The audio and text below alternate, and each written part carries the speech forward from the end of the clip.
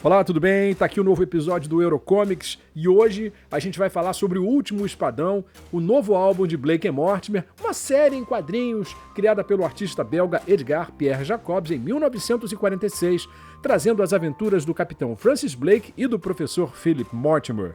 Após a morte de Jacobs em 1987, a saga tem sido continuada por outros autores e continua a ser publicada hoje em dia com enorme sucesso. O Último Espadão foi realizado por Teun Berserik e Peter van Dongen, que já produziram anteriormente outra história de Blake e Mortimer, O Vale dos Imortais, em 2 partes, também baseada na obra de Jacobs. Peter é também, entre outros, o autor de 2 capas feitas para a revista brasileira Piauí. O Último Espadão, com roteiro de Jean van Hamme, dá continuidade ao Segredo do Espadão de Jacobs, o início da saga de Blake e Mortimer, uma trama publicada entre 1946 e 1949 no jornal Tintin, editada posteriormente em 2 álbuns e em seguida em 3.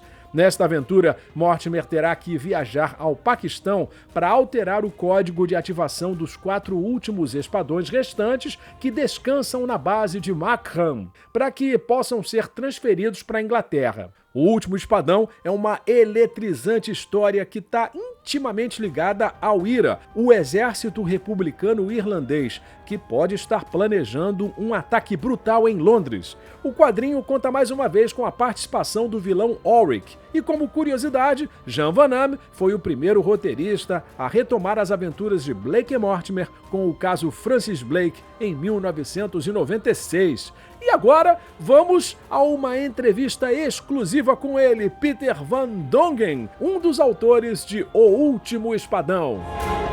Hi, Peter. Hi, Peter. How are you? Hi, Paula. Thanks once again for being our guest on Eurocomics. Congratulations on this magnificent The Last Swordfish made in partnership with Jean van Hamme and Teun Berserik. So, Teun Berserik. Teun Berserik. Oh, right. Thanks. By the way, the first question is, how was the experience of co-signing an album with this myth of comics writer Jean van Hamme? To be honest, it was fine. It was good. We had only one meeting before started with the book, just only one meeting, and it was just before COVID. So we didn't have any meeting in between our progress of the book. So we had only one meeting with Jean van Hamme, and that was it. So most of it was just by the publisher and communication to Jean van Hamme. By mail? By email, of course. There was COVID. So there was no chance to go to Belgium anymore for 1.5 years at least. And so the publisher, she was just communicating with email to Jean van Hamme and then back to us. So it's a collaboration, but he just brought a very good script, and that was clear enough to work on. And all the script was written in English, I suppose. French, but we had a Dutch translation as well. Okay. For understanding. But of course, we used the French script for the lettering before we're starting a page. First, what we do is doing the lettering of every panel. Then you know how many space you will have for your drawing. So it's in French, but of course for understanding, especially for me, I had the Dutch translation. Okay. And what was the biggest challenge in continuing one of the most emblematic stories of Edgar Pierre Jacobs, Blake and Mortimer, published at the beginning of the series? For us, it's a follow-up. So what we had decided is just let's do it as the drawings as you see in the third part of the Le Secret d'Espadão. So let's try to adapt Jacobs from part 3, because if you see Jacobs from the first 3 books, Secret of the Swordfish, you see a different style of drawings. Sometimes it's more realistic, sometimes it just only looks when he's just only using a crayon, a pencil, but at the end of the last book, it's more into ligne claire, except with the black shadows, many black shadows, especially for the night scenes or dark scenes or secret scenes. He is using many black shadows. So we decided to use that ligne claire of the third album of The Secret of the Espadão with the shadows, especially with those black shadows, because that's typically Jacobs. So of course it's a challenge, but we have done it before with the previous books, the La Vallée des Immortels, with some kind of ligne claire, more based on the pyramid, the Great Pyramid, the books. But this time it's the swordfish. It's a little bit more realistic. It's less ligne claire than the Great Pyramid because it's more realistic in the figures, the angles, and the shadows with the light. It makes it more realistic. So we tried to do that. And well, it's up to you if we are succeeded, right? Yes, it's very, very good. And there's a special edition, so sent to me by Mediaton. So we find six large illustrations among the regular pages, similar to Edgar Pierre Jacobs did in The Secret of the Swordfish. Is there any curiosity you would like to talk about this? So that's it's incredible. Teun and I, we made each 3 of these special spread illustrations. That's Teun's illustration, what you're showing here. The page before, that's my page. So is that one? That's mine. It's yours. Yeah, it's in Belfast. So, well, we already did at the Vallée des Immortels in the bibliophile edition, the special edition. The publisher just asked us to make 6 spread illustrations for those special editions. So we did the same for this version of The Last Swordfish for the bibliophile edition. And we are free just to choose what kind of spread illustration we like to make. So Teun, he makes 3 and I make 3 illustrations, and I choose for a couple of and we have and also we have this ex libris. Well, that's originally just the cover edition of the Portuguese FNAC for the edition. FNAC Portuguese edition. Yeah, and so this will be used as well for the bibliophile special edition, what you have there in your hands. So originally this drawing, what you have there, the ex libris, is originally made as a cover illustration for the Portuguese limited FNAC edition. And it's also used for a French FNAC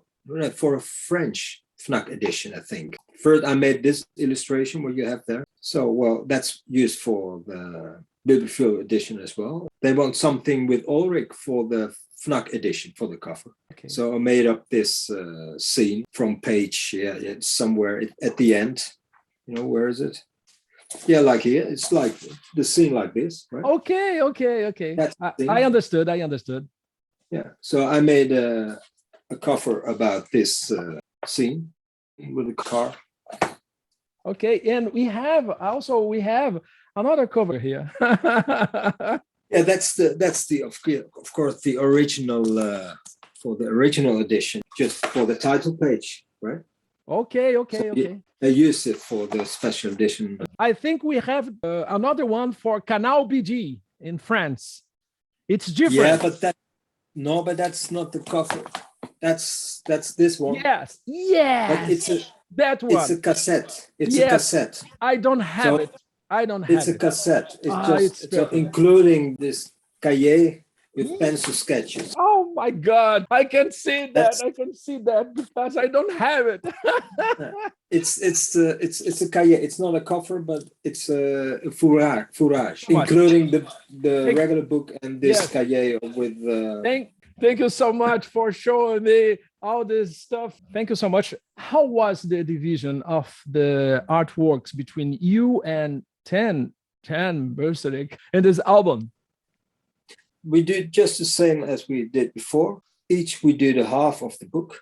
So Teun, he's drawing, in this case, 31 pages, and I do the same. So we don't work together on one page. We're just making our own pages. So every page you see there, sometimes it's a couple of me, and the other time it's Teun's what you see. So we try to just to go as near to Jacobs' work, look like, that you won't see the difference as a reader between the pages of Teun and me. But we do make our own pages. It's not like what you have more often in teams of comic artists, that one of the comic artists is making only the backgrounds, the houses, the desert or whatever, or the technical stuff. And the other comic artist is doing only the characters. Now what we do, we just do everything of this, but on our own pages. It grows like that. Our first test page, it were 2 pages for our introduction to Dargo Lombard. And I made my page, Teun made his, and the publisher, they couldn't see who was making what. Of course, we see, because we recognize our own handwriting. Of course, but as long as the reader doesn't see it that much, and the publisher won't see it, and because of the coloring, which I do in Photoshop by computer, the coloring, it blends everything. And critics have been saying that this is one of the best stories in the series made after the death of Edgar Pierre Jacobs, in regards to both the art and the script. What do you think about this? Well, about the script? No, about everything, because it's a huge success. I have heard some of those critics quite positive, right? Yeah, what can I say? Well, just what we are trying to do is just in our drawings, in our style, is just to get as near to Jacobs, because we are, with the 2 of us, we are making each our own page. If we are just to lose in drawings, just like pages of Teun are more in his style and I do my pages more in my style, you will see 2 different styles. So that's why we have to, as a team, we have to look carefully to the original of Jacobs to get as close to Jacobs, and hopefully then the reader won't see the differences, but maybe because of that it looks like more Jacobs than, for instance, as Julliard, because the books of Julliard, he's on his own. André Julliard. André Julliard, he's on his own, so he has more his own influence, more his own handwriting in his comics, and that's good, because it's still Blake and Mortimer, but you can see the handwriting of Julliard as well. But Teun and I, we are together. If we do that each for ourselves, then it will be too confusing for the reader if you see a little bit of Teun and a little bit of Van Dongen in one book. And that's why we have to get as near to Jacobs. So, but we did it with the 2 previous albums, La Vallée des Immortels. We did the same. We just tried to get as near to Jacobs. Yes, but I think this is the best one. And I think that Jacobs... The story. The story, the art. I think Edgar Pierre Jacobs would be proud of it. All right, thanks. Don't mention it. And you were recently at Comic Con Portugal. How was the reception of Portuguese readers to this new Blake and Mortimer album, The Last Swordfish? I think the crowd, those who were buying the book and were waiting for Dedica's signing of it, actually most of the people are responding the same as you do, as or one of the best Blake and Mortimers since years. So if you see the average age of the readers, we are all 50 plus, 45 plus. So we have read all those original work of Jacobs in our youth, in our teenage years when we were a child. So I can imagine if a reader have this book in hands, well, it makes him a child again, right? Because he is reading something what he had read in his early youth. So the most of the reactions of the Portuguese were, of course, positive. Thank you.